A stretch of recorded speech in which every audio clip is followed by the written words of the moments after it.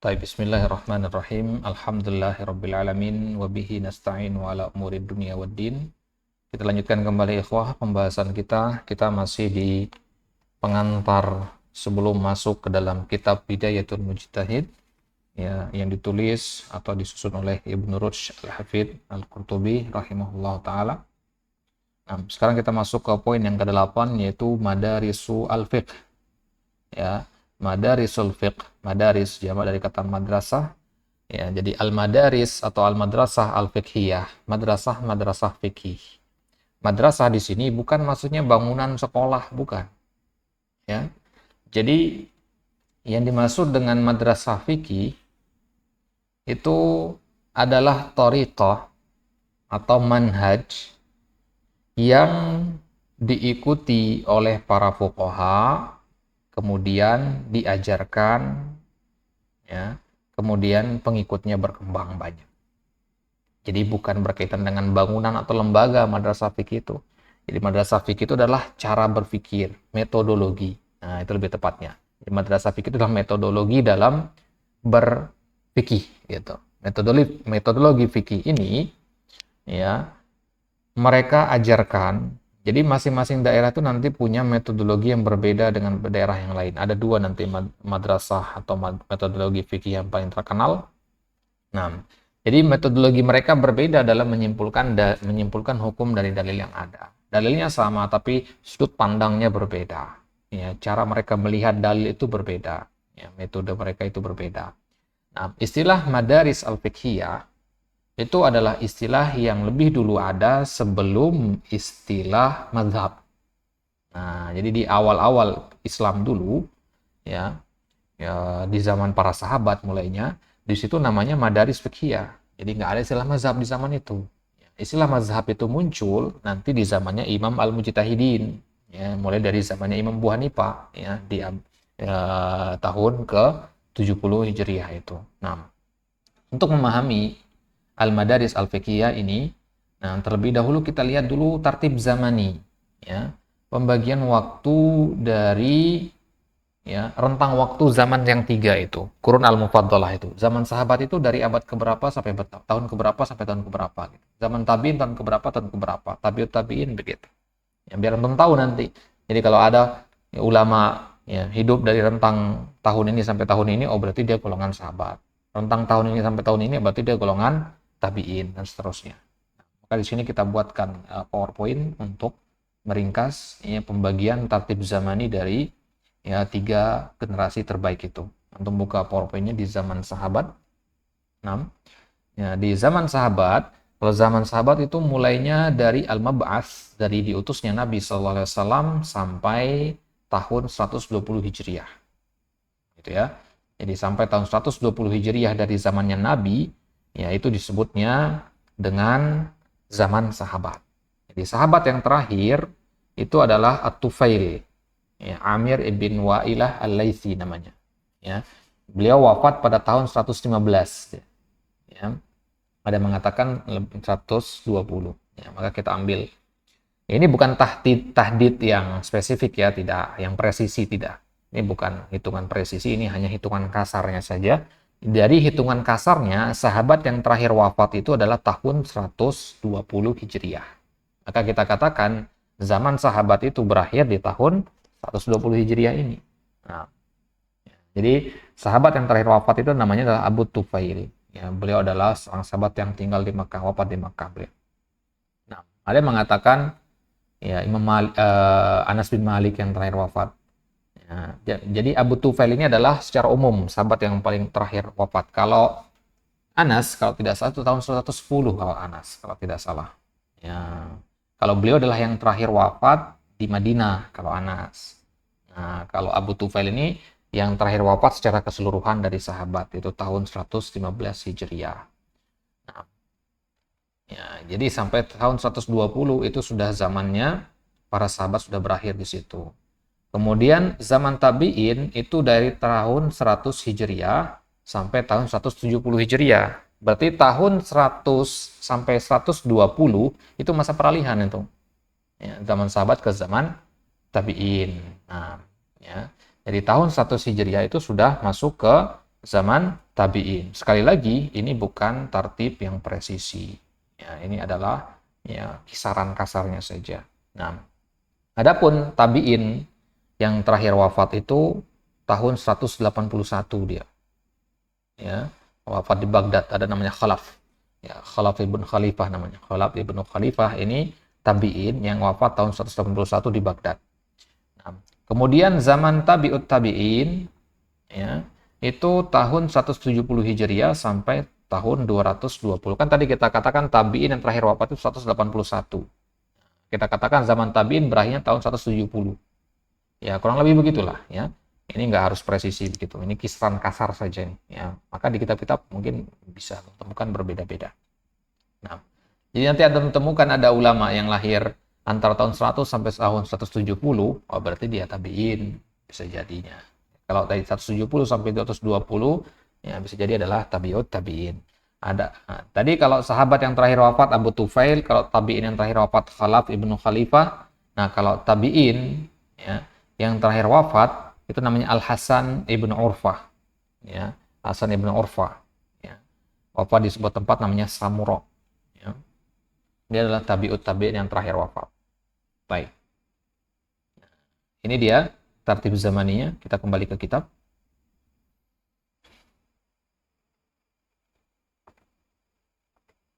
Baik. Jadi dalam ilmu fikih ya, kalau untuk memahami fikih dari kitab-kitab para ulama, kita harus tahu dulu Fulan bin Fulan ini condongnya ke madrasah mana dari madrasah fikih-fikih itu. Ya, jadi madrasah fikih itu ada dua madrasah nanti. Kita akan lihat nanti perbedaan masing-masing madrasah. Baik. Jadi di zaman para sahabat itu ada para sahabat yang mereka banyak memberikan fatwa. Artinya mereka sering berbicara masalah hadis, masalah fikih apa. Ya, ada juga sahabat yang sedikit, ada juga yang pertengahan gitu. Ya, kalau yang banyak meriwayatkan hadis itu ya Abu Hurairah itu meriwayatkan hadis, bukan berbicara masalah fikih. Bedakan ya. Masalah fikih itu maksudnya ya ditanya tentang tata cara sholat, ya, bagaimana menghitung faraid misalkan, ya, yang paling banyak mengeluarkan fatwa gitu. Maka di sini kita sudah siapkan antum ya PowerPoint ya tentang siapa saja para sahabat yang paling banyak meriwayatkan atau mengeluarkan fatwa. Nah,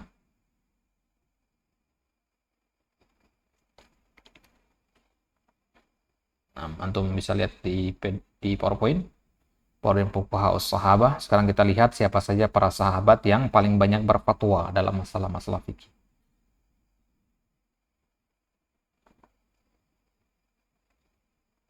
Taib.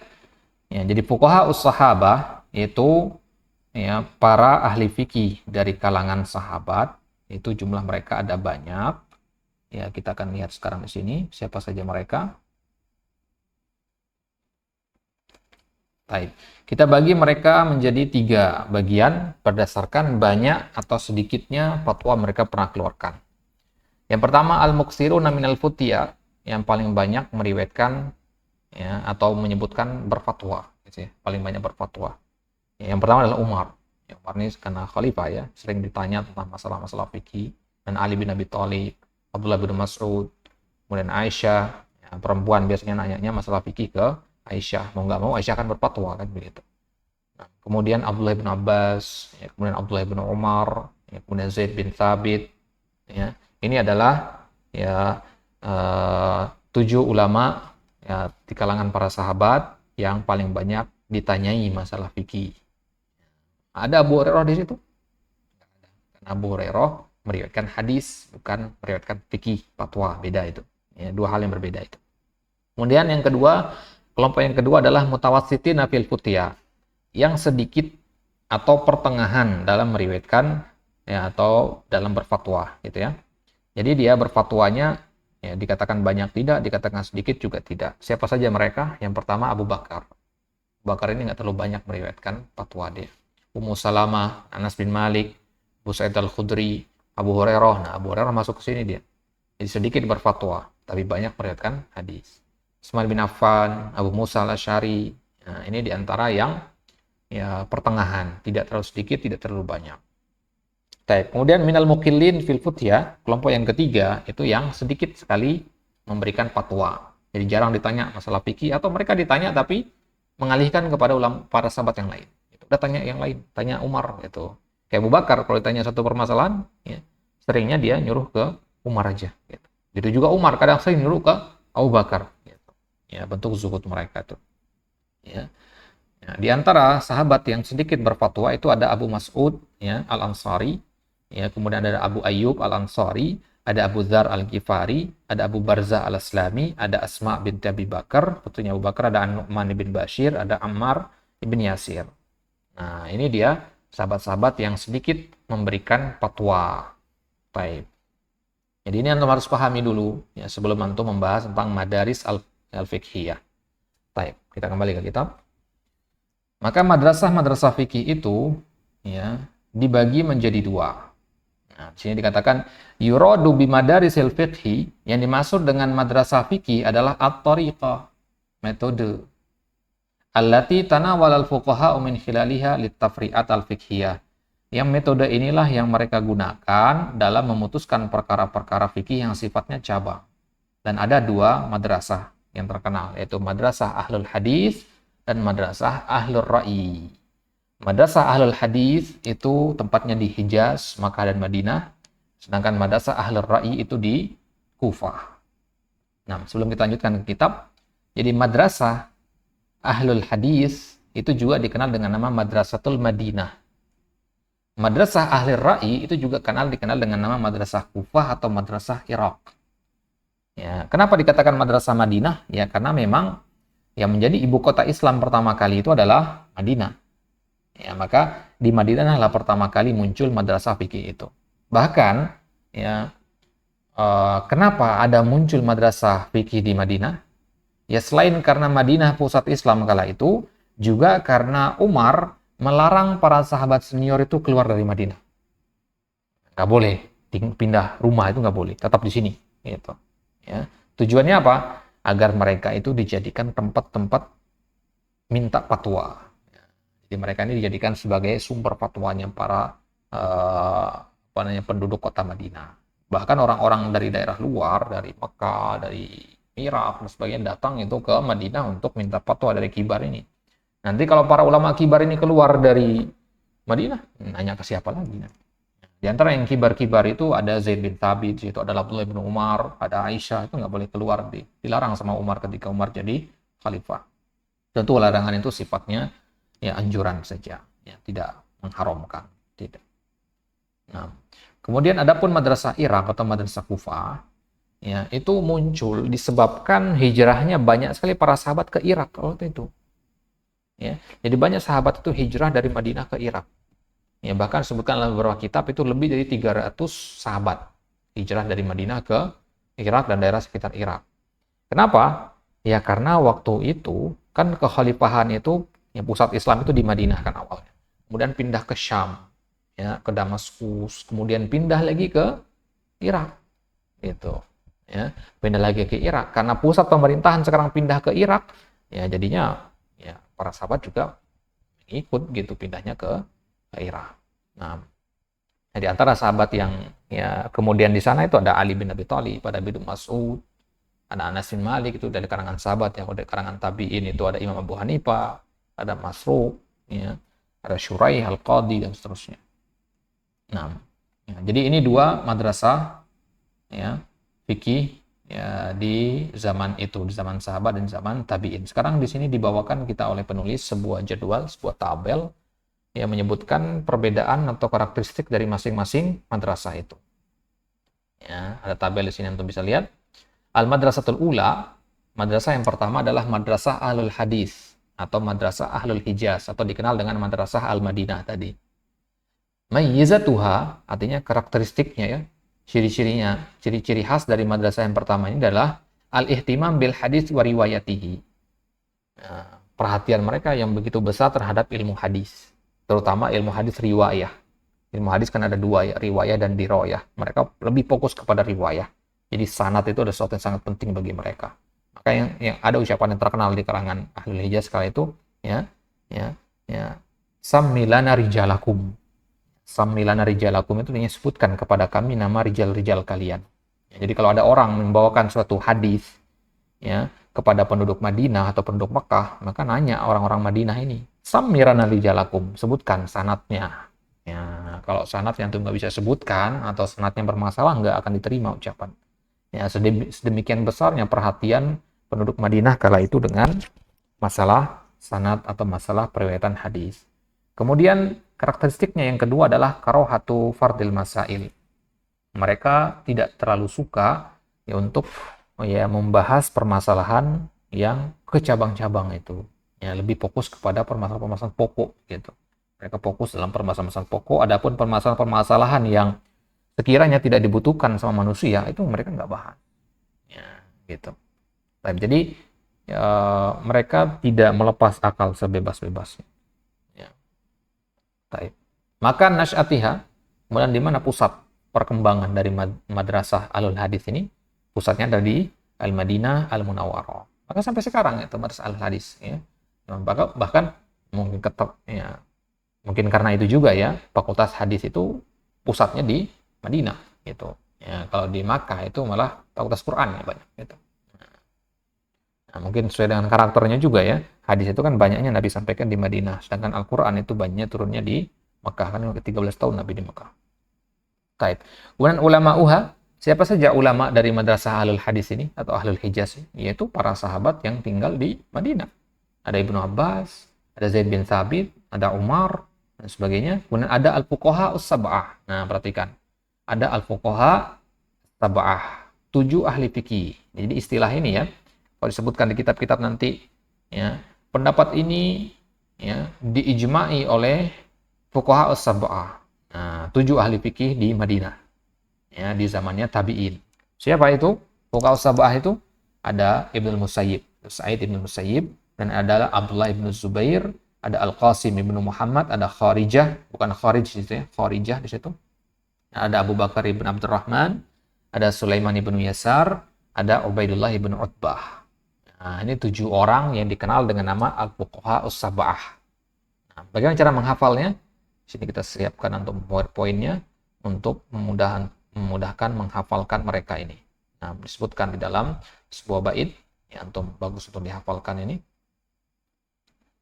Di dalam bait ini dikatakan ya, idza qila man fil ilmi sab'atu abhuri riwayatuhum laysat 'anil ilmi kharijah. Faqul hum Ubaidullahi Urwatu Qasimu Sa'idun Abu Bakrin Sulaimanu Kharijah. Ya, ini 2 bait ini mengumpulkan nama fuqaha sab'ah tadi. Dihafalkan. Jadi kalau ada nanya nanti siapa saja fuqaha sab'ah, jawab pakai bait ini. Idza qila, kalau ditanya kepada antum, man fil ilmi sab'atu abhuri. Dalam masalah ilmu itu siapa 7 lautan, 7 samudra ilmu itu.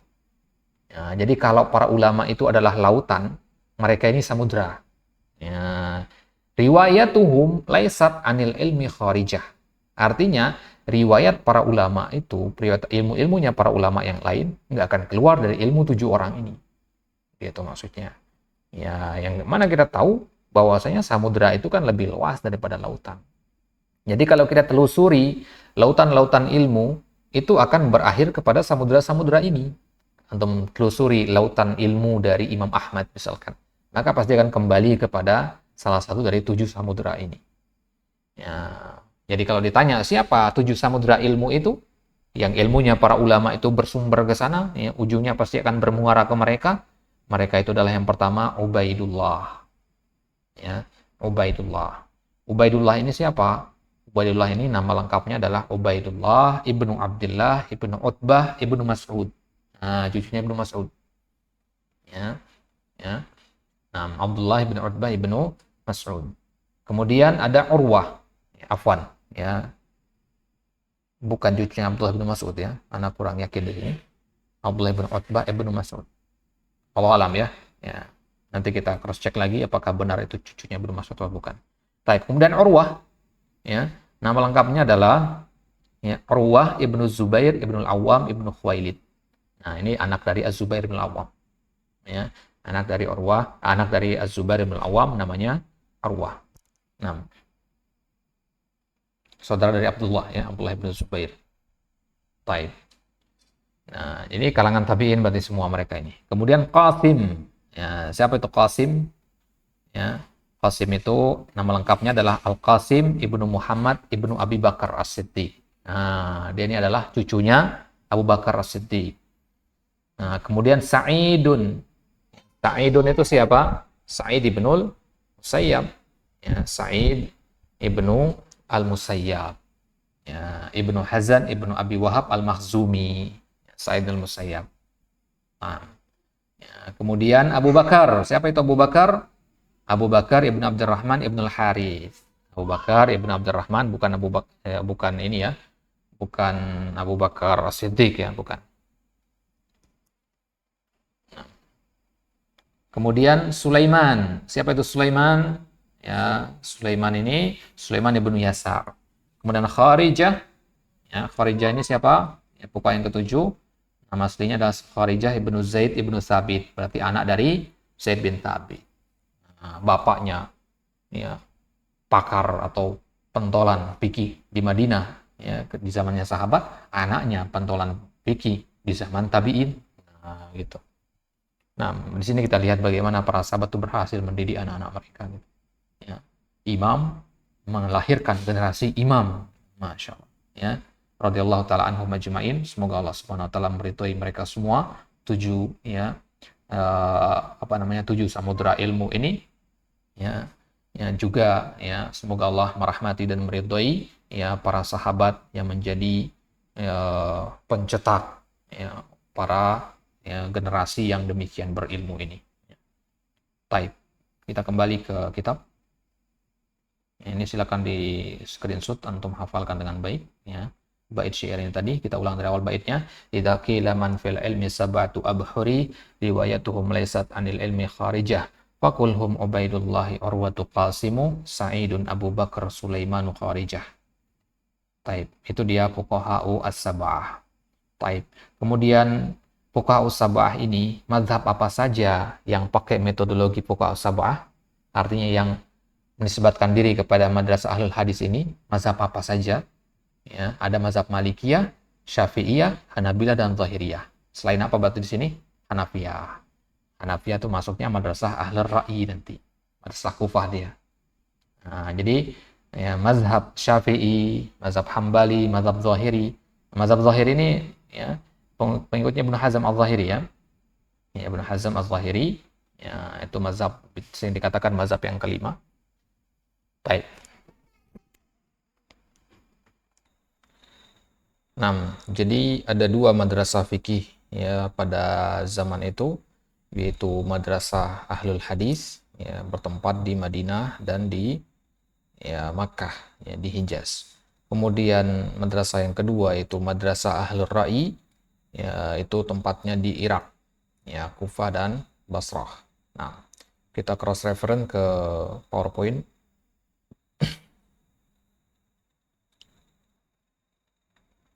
Taib, kita lihat di sini fikih di masa tabi'in, di generasi tabi'in itu ya bisa kita simpulkan tadi menjadi dua madrasah, madrasah Ahlul Hijaz atau Ahlul Hadis dan madrasah Ahlul Ra'i atau Ahlul Kufah. Nah, ya, kalau kita perinci jadinya seperti ini. Ya. Madrasah Al-Madinah itu imamnya ada Al-Fuqaha As-Sab'ah. Ya, sudah kita pelajari tadi apa itu ya, atau siapa saja fuqaha yang tujuh itu. Kemudian Salim, kemudian Nafi', ya, kemudian Az-Zuhri, Al-Imam Az-Zuhri. Ya, mereka ini adalah 10 orang, ya, fuqaha Sab'ah kan 7 ya, tambah 3 orang itu, ya mereka ini adalah imam-imam ya istilahnya yang mendirikan ya founding father dari ya fikih di Al-Madinah. Ya, mereka inilah menjadi rujukan dalam masalah fikih di Madinah kala itu. Nah, itu madrasah Ahlul Hadis.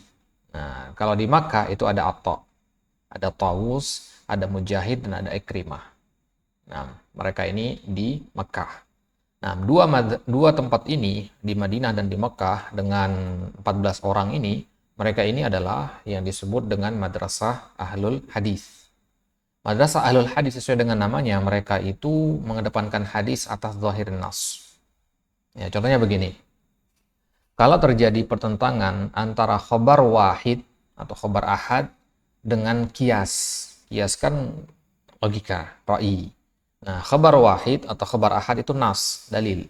Nah, kalau terjadi pertentangan antara khobar ahad dengan kias, nah, kalau ahlul hadis mereka memilih khobar wahid.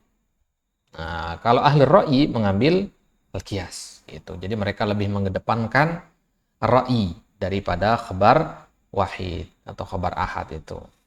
Tapi kalau secara umum ahlul ra'i tetap mereka bukan berarti mereka menolak hadis ya, tidak, ahlul ra'i tidak menolak hadis. Hanya dalam beberapa kasus mereka itu lebih mengedepankan kias, itu maksudnya. Nah, ya, ahlul ra'i itu ada di dua tempat, dia di Basrah dan di Kufah. Di Basrah siapa saja? Ada Al-Hasan Al-Basri, ada Ibnu Sirin, ada Abu Qilabah, dan ada Qatadah. 4 orang ini adalah punggawa fikih di Basrah. Ya, pentingnya untuk mengetahui ini adalah kalau membaca ya, pendapat-pendapat 4 orang ini nanti, pasti mereka kerangka berpikirnya atau landasan mereka dalam mengeluarkan fatwa itu adalah kepada kias, gitu. Ya. Tapi kalau yang tadi 14 orang di atas tadi di Madinah dan di Mekah itu patokannya pasti hadis, nas, begitu. Ya, jadi mereka itu lebih condong kepada nas yang ada meskipun lemah. Ya, itu lebih mereka kedepankan daripada kias. Ya, ini tergambar karena mereka ini terpengaruh oleh Umar. Jadi Umar bin Khattab, beliau itu tidak suka menjawab permasalahan-permasalahan yang belum terjadi. Al-mustajiddat istilahnya. Permasalahan-permasalahan yang belum terjadi itu beliau nggak mau jawab. Beliau meninggalkan yang namanya kias itu. Jadi kalau seandainya umat manusia kemungkinan tidak akan melakukan kejadian itu, maka nggak dibahas gitu. Nah, maka fikih di zamannya Umar itu hanya terbatas dalam masalah-masalah fundamental saja, masalah-masalah fikih waqi' saja yang dibutuhkan oleh masyarakat ketika itu. Jadi ada kasus baru keluar fatwa, ada kasus keluar fatwa gitu. Tapi kalau di Basrah, di Kufah itu sebelum ada kasus kejadian di tengah masyarakat sudah ada hukumnya gitu. Misalkan masalah bayi tabung. Sebelum ada bayi tabung itu sudah ada pembahasan dalam kitab fikih tentang bagaimana kalau janin itu tumbuh di luar rahim. Nah, ini kan kerang dasar dari ya, teknologi bayi tabung itu gitu. Jadi fertilisasi di luar rahim itu sudah dibahas sama para ulama zaman dulu, dan yang membahas ini pasti adalah ulama-ulama ahlul ra'i gitu. Nah, ya, jadi di Basrah ini 4 orang ini. Kemudian di Kufah ada Alqamah, muridnya Ibrahim, kemudian ada Masruq, kemudian ada Ubaidah, dan ada Syuraih Al-Qadi. Ibrahim di sini maksudnya Ibrahim An-Nakhai ya. Nah, ada Masruq, ada Ubaidah, ada Syuraih Al-Qadi. Nah, yang 4 orang ini atau 5 orang inilah yang menjadi penggawa fikih ahlul ra'i di Kufah kala itu. Nah, dari sini bisa untuk melihat bahwasanya ya madrasah fikih di zaman para tabi'in itu kita bagi menjadi 2, ahlul Hijaz yaitu Madinah dan Makkah, dan ahlu al-Kufah atau ahlul Iraq itu di Basrah dan di Kufah. Nah, taib. Sebelum kita lanjutkan, ya kita perhatikan di sini ada sedikit faedah untuk memperusah pahami. Slide yang pertama, coba cek. Di slide yang pertama ini, ya, kita melihat bagaimana madrasah fikih di zaman sahabat dulu. Untuk memahami madrasah fikih di zaman ya tabi'in, antum lihat dulu korelasi madrasah fikih di zamannya para sahabat. Di Madinah itu ada Zaid bin Thabit. Ya, kemudian ada Ibnu Umar. 2 orang ini adalah tokoh sentral fikih di Madinah. Nah, Ibnu Umar punya murid namanya Nafi' dan Salim. Ya, Salim ini Maula Ibnu Umar ya, mantan budaknya. Salim punya murid namanya Al-Imam Az-Zuhri. Imam Az-Zuhri merupakan guru dari Imam Malik. Nah, kemudian Imam Malik selain belajar dari Az-Zuhri juga belajar dari Nafi'. Kita lihat di situ ya. Cerita pertama. Nah, kemudian Imam Malik adalah murid dari guru dari Imam Asy-Syafi'i. Imam Asy-Syafi'i adalah guru dari Imam Ahmad. Nah, terjadi cross di situ kan. Nah, ada silang pendapat di situ. Nah, itu kita masih ngomong di Madinah. Nah, sekarang kita pindah ke Mekah. Di Mekah itu tokoh sentralnya adalah Ibnu Abbas. Ibnu Abbas punya murid namanya Amr ibnu Dinar. Ini bukan berarti muridnya cuma satu ya, banyak, tapi ini murid yang paling menonjol. Kemudian Sufyan ibn Uyainah, itu murid dari Amr ibn Dinar. Sufyan ibn Uyainah merupakan salah satu dari gurunya Imam Syafi'i. Nah, jadi Imam Syafi'i kan melakukan perjalanan itu Mekah sama Madinah. Dua-duanya di tempat belajarnya Imam Syafi'i itu pernah di Mekah, pernah di Madinah juga. Nah, awalnya beliau di Mekah, belajar sama Sufyan ibn Uyainah, gitu. Nah, berarti secara tidak langsung Imam Syafi'i itu mengambil ilmu juga dari Ibnu Abbas. Gitu. Nah, secara tidak langsung juga Imam Syafi'i mengambil dari Ibnu Umar dan dari Zaid bin Thabit. Nah, kemudian Imam Ahmad juga sama, beliau belajar juga dari Sufyan ibn Uyainah. Ya, Imam Ahmad juga belajarnya dari Sufyan ibn Uyainah. Nah, itu kalau di Mekah.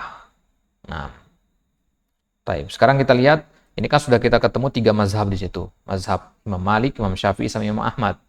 Nah, Imam Abu Hanifah di mana dia? Nah, dia sumbernya dari Madrasah Al-Iraq dia. Ya, Al-Iraq siapa penggawanya? Tokoh sentralnya Ibnu Mas'ud.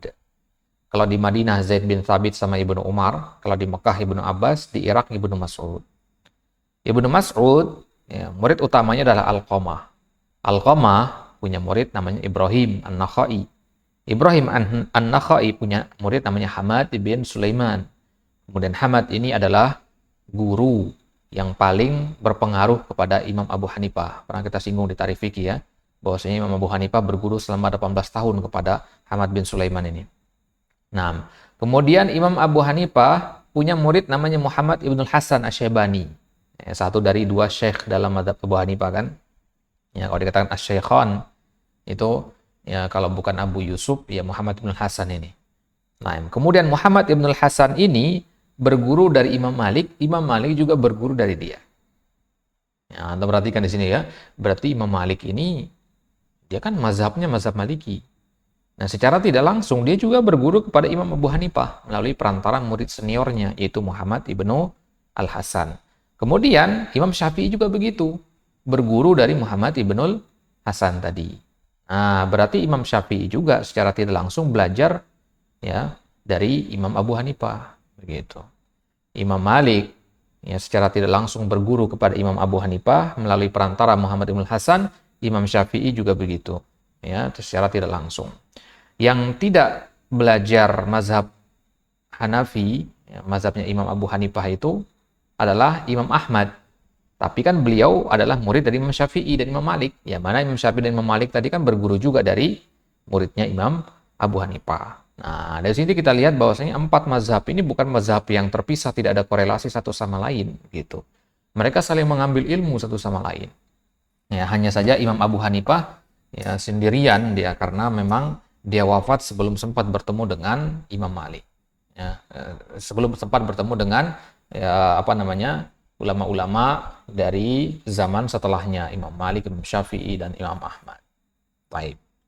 Nah, ini antum pahami baik-baik agar antum tahu ya timelinenya seperti apa. Baik, silakan di screenshot itu kemudian dipelajari dengan baik. Baik, kemudian kita kembali ke kitab. Madrasah Ahlul Ra'yi itu ikhwah, ya, madrasah yang kedua, ya, atau Ahlul Kufah, itu karakteristiknya adalah qillatu riwayatil hadits. Mereka sedikit meriwayatkan hadis. Ingat, mereka sedikit meriwayatkan hadis bukan berarti mereka menolak hadis. Karena mereka lebih mengedepankan qiyas. Ya, dan qiyas yang mereka kedepankan tentu qiyas yang sahih. Ya, kemudian ciri yang kedua adalah kasratut tafri wa fardul masail. Mereka banyak ya, tafri, membuat cabang-cabang permasalahan baru. Gitu. Jadi permasalahan-permasalahan yang belum ada mereka bahas. Gitu. Yang belum kejadian mereka bahas. Apa hukum wudhu dengan air kembang? Nah, itu belum ada kejadian di masyarakat, tapi sudah dibahas oleh Ahlul Ra'yi. Taib. Maka nasyatiha, di mana pusat penyebarannya atau dari mana ya, awal mulanya berkembangnya madrasah ini, yaitu di Al-Iraq, di Irak. Siapa saja ulamanya? Ya ada Ibnu Mas'ud. Ya, tadi kan kita katakan tokoh sentral dari madrasah fikih di Irak adalah Ibnu Mas'ud. Kemudian ada Ibrahim An-Nakhai, ada Abul Aswad, ya, Al-Aswad, ada Asy-Sya'bi, ada Syurai, Al-Qadi, ada Ibnu Jubair. Nah, kemudian al-madzahib allati sarat alaih al-Hanafiyah. Madhab fikih di zaman selanjutnya ya, di zamannya para imam, ya, di zamannya Imam Abu Hanifah, ya. Imam Abu Hanifah itu adalah tokoh yang mengikut kepada madrasah Al-Ra'i dia. Jadi sendirian dia. Ya, nanti kalau antum dalam ilmu fikih ya, kalau antum katakan nanti madrasah Al-Ra'i itu maksudnya madhab Hanafi. Nah, tapi kalau dikatakan ya madrasah Ahlul Hadis, itu berarti tiga mazhab yang lain. Gitu. Tiga mazhab yang lain itu semuanya Ahlul Hadis. Ya, tapi kalau dalam masalah dalam kitab-kitab ushul fikih, kalau dikatakan al-mutakallimin itu Syafi'i maksudnya. Ya, kencang kalam dari kalangan Asy'ariyah sebagainya. Nah, taib. Jadi mau di pembahasan fikih atau usul fikih, al-Hanafiyah ini disebutnya Ahlur Ra'i. Kenapa? Karena kias. Ini menunjukkan berarti salah satu sumber dalil yang sangat disepakati oleh mazhab Hanafi itu adalah al-qiyas gitu. Maka nanti melihat nanti pendapat-pendapatnya Imam Abu Hanifah itu lebih banyak kepada qiyas ya. Nah, ini dia madrasah dua madrasah yang berkembang di zamannya para tabi'in ya, kemudian sampai ke zamannya imam-imam mazhab itu. Nah, ya sebelum kita tutup pembahasan tentang madaris al-fiqhiyah ini, ya ada sedikit tambahan di sini. Ya, kita cross reference lagi ke slide yang ketiga. Kita melihat sekarang timeline dari imam yang empat itu. Ini untuk antum mengingat ya. Yang antum ingat baik-baik. Inilah dia timeline waktunya. Antum hafalkan kalau bisa angka-angka ini. Ya, al-imam al-arba'ah, ya, imam yang empat itu mereka ya memiliki timeline seperti ini. Yang pertama Imam Abu Hanifah, dan yang pertama kali beliau lahir pada tahun 80 Hijriah, wafat tahun 150. Dan Imam Malik lahir tahun 93, ada mengatakan 92. Ada mengatakan 90. Nah, kita ambil yang 93 di sini. Berarti ya, berapa usia ya Imam Abu Hanifah ketika Imam Malik lahir? 13 tahun. Imam Abu Hanifah berusia 13 tahun baru lahir Imam Malik. Kemudian Imam Malik wafatnya tahun 179. Ya. 49 tahun 29 tahun setelah wafatnya Imam Abu Hanifah. Nah, kemudian Imam Syafi'i lahirnya tahun 150, yaitu tahun wafatnya Imam Abu Hanifah. Kemudian wafat tahun 204. Ya. Kemudian Imam Ahmad itu lahir tahun 164. Beliau yang paling muda. Ya. 14 tahun setelah wafatnya Imam Abu Hanifah atau 14 tahun setelah lahirnya Imam Syafi'i. Berarti ketika Imam Ahmad lahir, Imam Syafi'i sudah berusia 14 tahun gitu. Nah, kemudian wafatnya Imam Ahmad pada tahun 241 Hijriah. Nah, dari tahun 80 sampai tahun 241 inilah yang disebut dengan fase al-a'immah al-mujtahidin. Ya, atau alimah al-mujtahidun, para imam ahli ijtihad. Nah, dari Abu Hanifah sampai Imam Ahmad bin Hanbal ya radhiyallahu taala anhum ajmain. Taib. Nah, jadi diingat baik-baik inilah urutan timeline waktunya ya. Taib. Nah, ya, jadi kesimpulan kita bahwasanya madrasah fikih itu ada dua, madrasah ahlul hadis dan madrasah ahlul ra'i. Madrasah ahlul hadis itu tempatnya di Madinah dan di Makkah, sedangkan madrasah ahlul ra'i itu tempatnya di Kufah dan di Basrah. Kufah dan Basrah itu bagian dari Irak. Jadi kalau dikatakan madrasah Irak, ya maksudnya madrasah Kufah dan Basrah gitu. Nah, ya, di Irak itu penggawanya adalah Ibnu Mas'ud, di Madinah ya itu ada siapa tadi? Ada Ibnu Abbas dan ada Zaid bin Thabit. Nah, kemudian di Makkah itu ada siapa tadi? Ibnu Abbas. Nah, Ibnu Abbas di Makkah ya. Ya di Makkah apa di Madinah tadi? Ya. Di Makkah ya. Ya. Ibnu Abbas itu tadi di Makkah. Oh, Ibnu Umar yang di Madinah tadi ya. Ya, di Madinah itu Zaid bin Thabit dan Ibnu Umar, di Makkah itu Ibnu Abbas, di Irak itu Ibnu Mas'ud.